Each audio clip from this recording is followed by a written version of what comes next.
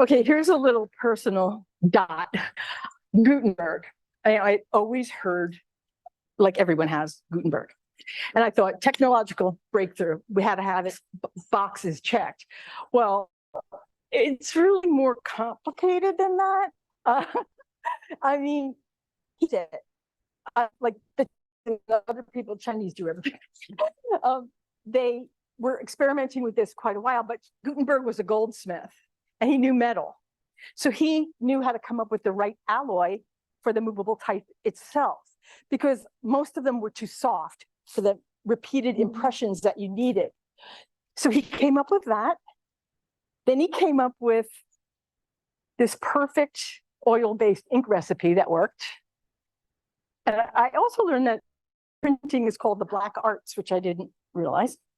And this, and the printing press, let me get to that, which was based on kind of like a wine press. And that gave them more control over the evenness of the plate. So it's like he brought everybody's ideas, and his right-hand man was a trained scribe from France.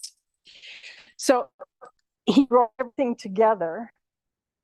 And he ended up actually being taken to court for not paying his last.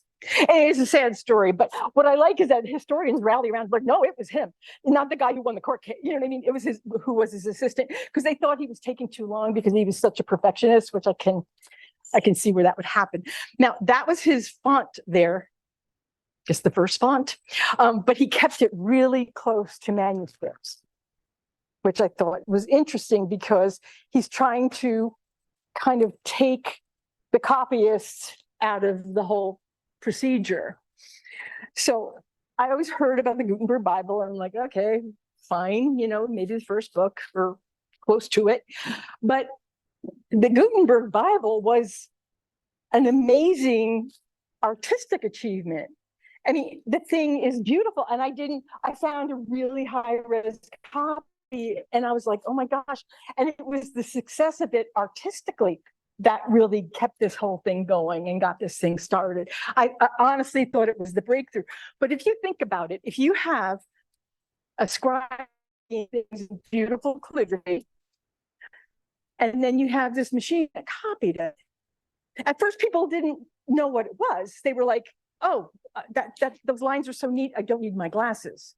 I mean, that's not like a major breakthrough, right? I mean, that's just like, what is this? And then if you bring 200 books into someone's office, you've never had 200 copies by hand in the same room, really. But it takes a little while to dawn on you what is going on.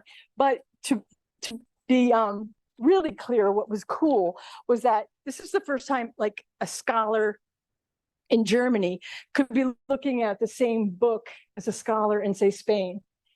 And it's the same exact thing.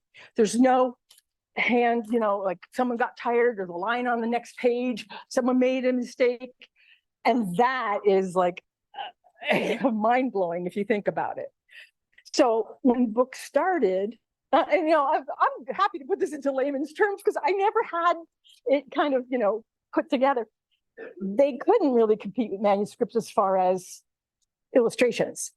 So they had a ways to go. They figured out things with woodcuts and blocked them in and stuff. But so, there was a period of overlap where, the two were grafted together, but it was truly the birth of typography. And it's interesting to hear how it affected people. Now, what was interesting too is 10 years later, there was presses across Europe, and in 20 years later, it got to England. So I thought that was super interesting as well. So again, many books were interleaved with blank paper, and those were mainly almanacs for people to write notes and stuff. And legal forms need to be printed.